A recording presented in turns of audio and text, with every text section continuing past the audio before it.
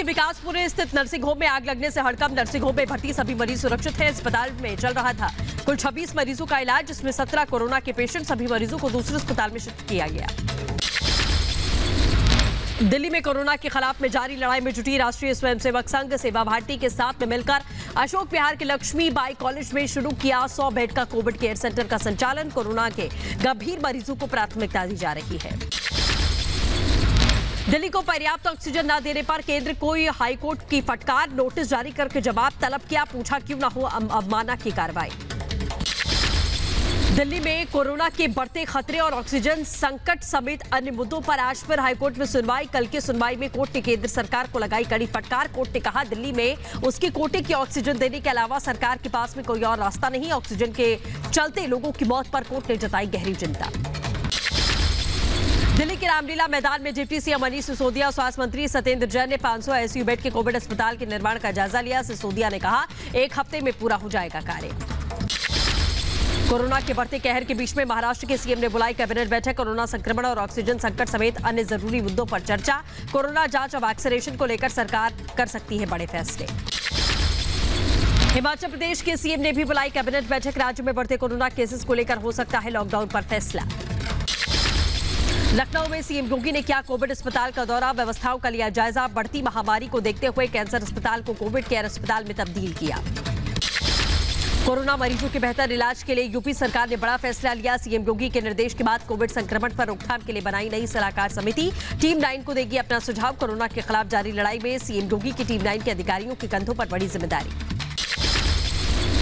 UP में आज से बड़े पैमाने पर शुरू होगी कोरोना जांच अभियान। स्वास्थ्य कर्मचारी, आशा कार्यकर्ता, आंगनबाड़ी कार्यकर्ता की रैपिड रिस्पांस टीम लोगों के घर घर जाकर जांच करेगी। गंभीर मरीजों को तत्काल सुविधा दी जाएगी। जरूरत पड़ने पर अस्पताल ले जाया जाएगा। बिहार में कोरोना के हालात पर पटना हाईकोर्ट ने लगाई फटकार। 2 दिन में नीतीश सरकार से मांगी रिपोर्ट। कहा सेना को दे सकते हैं कोविड प्रबंधन की जिम्मेदारी। कोरोना संकट की वजह से जेईई मेंस की मई में होने वाली परीक्षा अगले आदेश तक के लिए स्थगित। शिक्षा मंत्री रमेश पोखरियाल निशंक ने इस बात की इत्तला दी। कोरोना के हालात पर एआईएमआईएम अध्यक्ष ओवैसी ने मोदी सरकार पर निकाली भड़ास। अब व्यवस्था को लेकर सरकार को ठहराया जिम्मेदार। कहा कोरोना की दूसरी लहर में संभालने में फेल हो गई सरकार। कोरोना की दूसरी लहर के बीच में देश में टीकाकरण जारी। अब तक कोविड वैक्सीन की 15 करोड़ 89 लाख से ज्यादा लोगों को वैक्सीनेशन लग चुकी है। देश में अब तक 18 से 44 साल के आयु वर्ग के 4 लाख से ज्यादा लोगों को लगी वैक्सीन की पहली डोज। दिल्ली में पहले दिन 37,000 से ज्यादा लोगों ने खुद को टीका लगवाया। कोरोना के खिलाफ में बीएलके और मैक्स अस्पताल में चलाया बड़ा अभियान। राधा रानी स्वामी सत्संग ट्रस्ट के साथ में मिलकर शुरू किया सबसे बड़ा टीकाकरण केंद्र। यूपी के रायबरेली में रिपब्लिक भारत की खबर का बड़ा असर। रायबरेली एम्स हॉस्पिटल में ऑक्सीजन की किल्लत पर खबर पर जिला प्रशासन ने एक्शन लिया। अस्पताल में पहुंचाई गई 27 ऑक्सीजन सिलेंडर। एम्स के डायरेक्टर डॉक्टर अरविंद राजवीर ने व्हाट्सएप पर मैसेज करके जानकारी दी थी। कहा हमारे एम्स रायबरेली में ऑक्सीजन पर्याप्त मात्रा में उपलब्ध हो गई है, अब घबराने की जरूरत नहीं। मरीजों परिजनों से भी शांति बनाए रखने की अपील की। ऑक्सीजन सप्लाई को लेकर पंजाब के मुख्यमंत्री की अपील। पीएम मोदी और गृहमंत्री अमित शाह से की दखल देने की मांग। कहा बिना किसी रुकावट के ऑक्सीजन की आपूर्ति हो। दिल्ली में जल्द दूर होगी ऑक्सीजन की संकट। देर रात गुजरात के जामनगर से दिल्ली कैंट पहुंचा 5 टैंकर के साथ ऑक्सीजन एक्सप्रेस। कोरोना से जंग में रेलवे लगातार कर रहा मदद। जमशेदपुर में 10 ऑक्सीजन टैंकर लेकर पहुंची ऑक्सीजन एक्सप्रेस। अपर मुख्य सचिव गृह अवनीश अवस्थी ने कहा 6 कंटेनर लखनऊ और 6 कंटेनर कानपुर के लिए हैं। देश में कोरोना संक्रमितों की संख्या 2 करोड़ के पार। अमेरिका, ब्राजील के बाद में भारत में संक्रमण से सबसे ज्यादा 2,22,408 मरीजों ने अभी तक दम तोड़ा है। देश में कोरोना के 3,57,229 नए मामले सामने आए। 24 घंटे में 3,449 लोगों की जान गई। एक दिन में 3,20,289 मरीज स्वस्थ हुए हैं। यूपी में पिछले 24 घंटे में 25,858 नए मरीज सामने आए। एक दिन में रिकॉर्ड 352 मौत से हड़कंप। सिर्फ कानपुर में 66 लोगों की मौत से दहशत है। महाराष्ट्र में पिछले 24 घंटे में कोरोना के 51,880 नए मामले सामने आए, जबकि 24 घंटे में 891 लोगों ने दम तोड़ा है।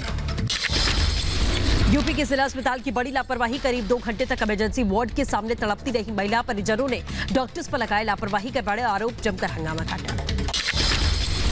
यूपी के संभल में स्वास्थ्य विभाग की बड़ी लापरवाही। कोरोना पॉजिटिव व्यक्ति बेच रहा ठेले पर फल।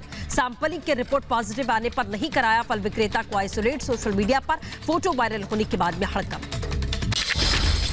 महाराष्ट्र में कोरोना से हाल बेहाल। उस्मानाबाद में एक मरीज को चाहिए था इलाज, क्लिनिक ने ऑक्सीजन कम होने का हवाला दिया। क्लिनिक के बाहर ही मरीज ने दम तोड़ दिया, 3 घंटे तक वहीं पड़ा रहा शव। चेन्नई के राजीव गांधी अस्पताल में भी बुरा हाल है। अस्पताल के बाहर खड़ी एम्बुलेंस में हो रहा कोरोना मरीजों का इलाज। कोविड संक्रमित शव लेने के लिए भी अस्पताल के बाहर लगी है लंबी कतारें। यूपी के गाजीपुर में ऑक्सीजन के लिए सीएमओ के सामने गिड़गिड़ा रही युवक की डीएम ने सुनी फरियाद। डीएम ने कराई ऑक्सीजन की व्यवस्था।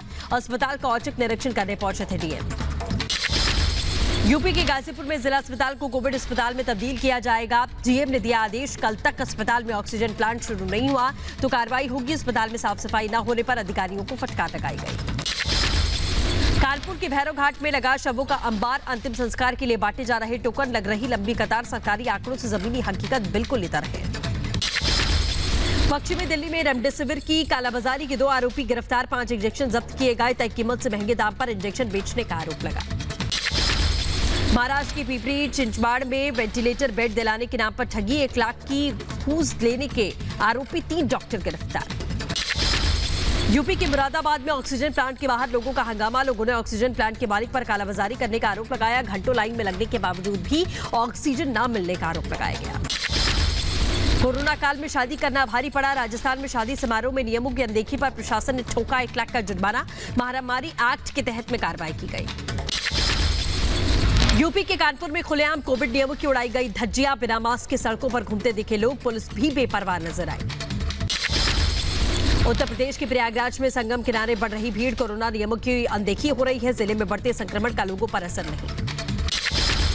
यूपी के मुरादाबाद में मास्क न लगाने पर पुलिस कर्मचारी ने युवक को दौड़ाकर बुरी तरह पीटा। रास्ते में आई महिला को भी धक्का दिया। पुलिस कर्मचारी की दबंगई सीसीटीवी कैमरे में कैद हुई। दिल्ली के द्वारका में कोरोना नियमों की उड़ाई गई धज्जियां। टीकाकरण केंद्रों पर हो रहा उल्लंघन। टीका लगवाने आए लोग ना लगा रहे मास्क, ना सामाजिक दूरी का किया पालन। हरियाणा के गुरुग्राम में एनजीओ ने की मदद। खुले में मरीजों के लिए ऑक्सीजन के इंतजाम। एनजीओ ने मरीजों को से वसूली नहीं, मुफ्त में दी जा रही है ऑक्सीजन। दिल्ली के गुरुद्वारा रकाबगंज में आज से शुरू होगी कोविड मरीजों की भर्ती। कोरोना मरीजों के इलाज के लिए 250 बेड की व्यवस्थाएं की गई। अंबाला में निजी कंपनी की सराहनीय पहल। हरियाणा के गृह मंत्री अनिल विज को 15 ऑक्सीजन कंसंट्रेटर भेजे गए हैं। कोरोना मरीजों के इलाज में मिलेगी बड़ी राहत। यूपी के गाजीपुर में कोविड मरीजों के लिए वैन सेवा शुरू। रूरल फाउंडेशन और अम्बा फाउंडेशन की नई पहल ने डीएम ने दिखाई हरी झंडी। वैन में कोरोना मरीजों के इलाज के लिए ऑक्सीजन में लेकर दवाई तक की व्यवस्थाएं उपलब्ध है। रिपब्लिक भारत से बोले योग गुरु बाबा रामदेव। कहा, कोरोना से लड़ाई में हर दल को साथ आने की जरूरत है। आपदा में अवसर ढूंढने वालों पर सख्त कार्रवाई की मांग की गई है। आपदा में अवसर मत ढूंढिए, इस तरह के लोगों को लूटिए मत, लोगों के साथ नाइंसाफी मत कीजिए। हरिद्वार में आदर्श कोविड अस्पताल की शुरुआत। सीएम तीरथ सिंह रावत ने उद्घाटन किया। राज्य सरकार और पतंजलि योगपीठ के सहयोग से संचालित होगा कोविड केयर सेंटर। उत्तराखंड के पूर्व सीएम त्रिवेंद्र सिंह रावत ने कहा, उत्तराखंड में कोरोना के हालात चिंताजनक। कोरोना कर्फ्यू को सख्त करने की जरूरत है। कोरोना काल में एमपी के सीएम शिवराज सिंह चौहान ने असंगठित मजदूरों को आर्थिक मदद दी। संबल योजना के तहत में 389 करोड़ रुपए ट्रांसफर किए। 17,000 लोगों को मिलेगा लाभ। यूपी के कैबिनेट मंत्री ब्रिजेश पाठक की सराहनीय पहल। लखनऊ के मध्य विधानसभा इलाके के मरीजों की मदद कर रहे होम आइसोलेट। मरीजों को भिजवा रहे दवाइयां और स्टीम मशीन। यूपी के बदायूं में बीजेपी सांसद ने जिला अस्पताल का दौरा किया। डॉक्टर संघ मित्रा मौर्य ने अस्पतालों में व्यवस्थाएं मिलने पर जताई नाराजगी। सांसद के निरीक्षण से जिला अस्पताल में हड़कंप है। नागपुर में धरने पर बैठे डीएमसी अस्पताल के इंटर्न डॉक्टर। कोरोना संक्रमित मरीजों के इलाज के लिए अलग वेतन की मांग की गई। नागपुर में कोरोना मामलों की संख्या ज्यादा है। लॉकडाउन के बाद भी मरने वालों की संख्या पर कुछ खास असर नहीं है। पंजाब के अमृतसर में लॉकडाउन से अव्यवस्था। ऑटो चालकों और फल विक्रेताओं ने विरोध की आवाज उठाई है। प्रदर्शन करके लॉकडाउन में हो रही समस्याओं को सामने रखा। बैंगलोर में वायुसेना 1000 बेड वाला कोविड अस्पताल बनाएगी। 6 मई से 20 बेड ऑक्सीजन कंसंट्रेटर के साथ शुरुआत। 20 मई तक 100 बेड ऑपरेशनल हो जाएंगे। चेन्नई में कोरोना से लड़ाई तेज। हॉस्टल को बनाया गया कोविड वार्ड। 200 कमरों में कोरोना मरीजों का इलाज। एक कमरे को साझा करेंगे 2 कोरोना के मरीज।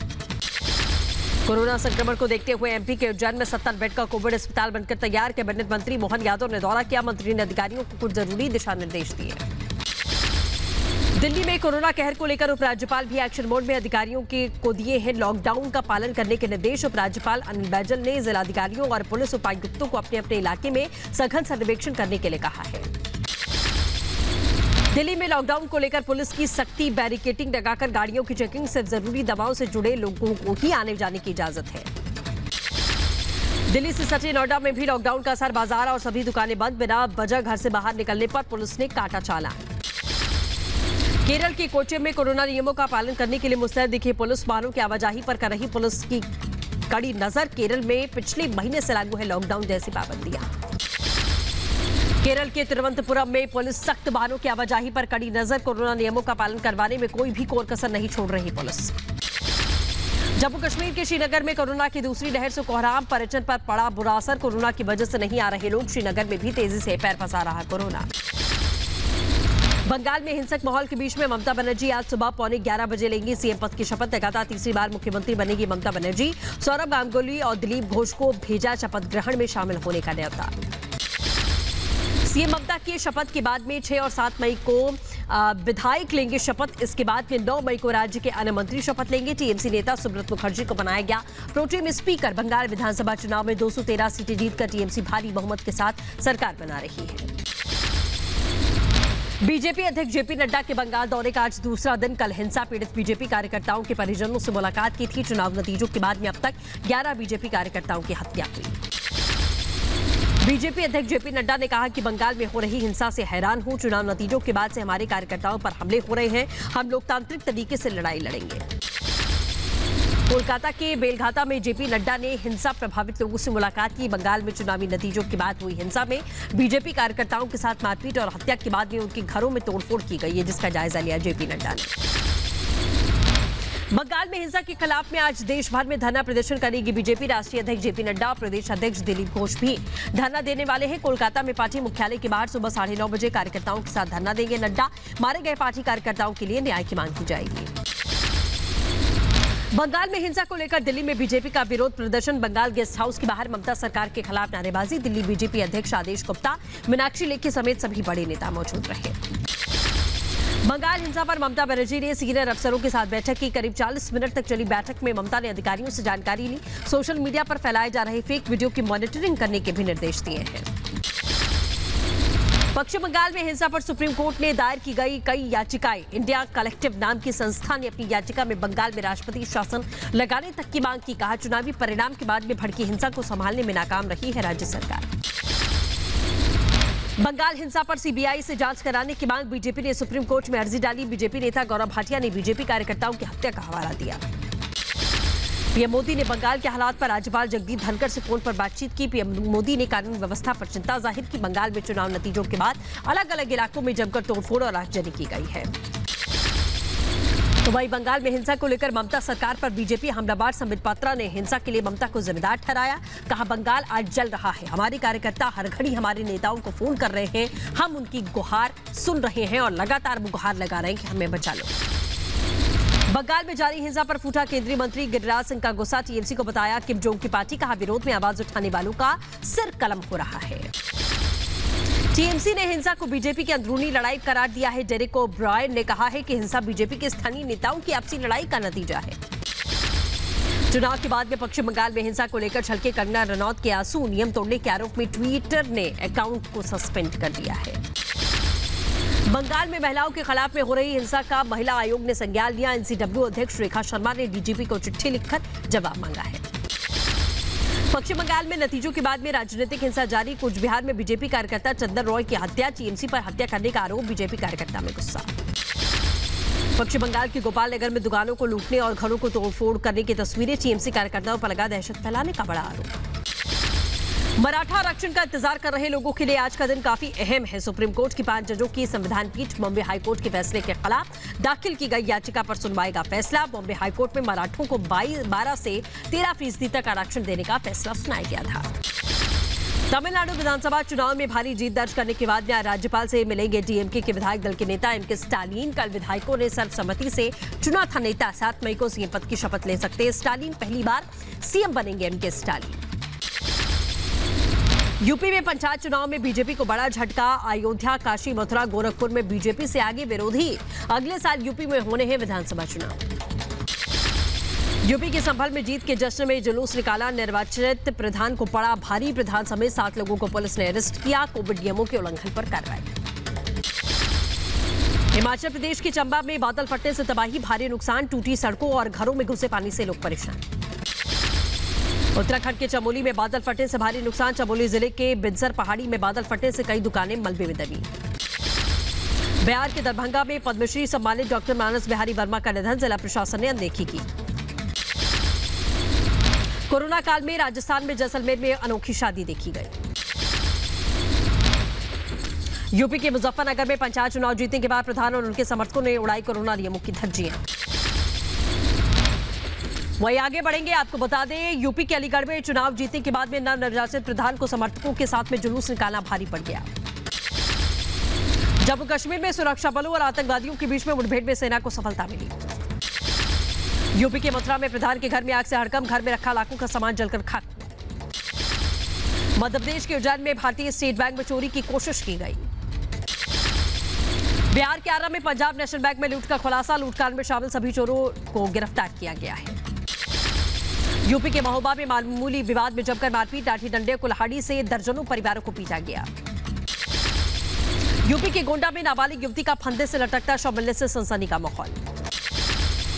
यूपी के कुशीनगर में पैसे के विवाद में बुजुर्ग की हत्या की गई। भारत को लगातार मिल रही विदेश से मदद, सऊदी अरब से गुजरात पहुंची ऑक्सीजन। अमेरिकी राष्ट्रपति जो बाइडेन ने अपने प्रेस कॉन्फ्रेंस में किया पीएम मोदी से बातचीत का जिक्र। वहीं आगे बढ़ेंगे, आपको बता दें अमेरिका में वैक्सीनेशन को लेकर राष्ट्रपति बाइडेन की बड़ी घोषणा। कहा 4 जुलाई तक पूरा करेंगे 70% आबादी को टीकाकरण करने का टारगेट। कोरोना संकट की वजह से फिलहाल आईपीएल रद्द, कई खिलाड़ियों के संक्रमित होने के बाद में बीसीसीआई की ओर से बड़ा फैसला।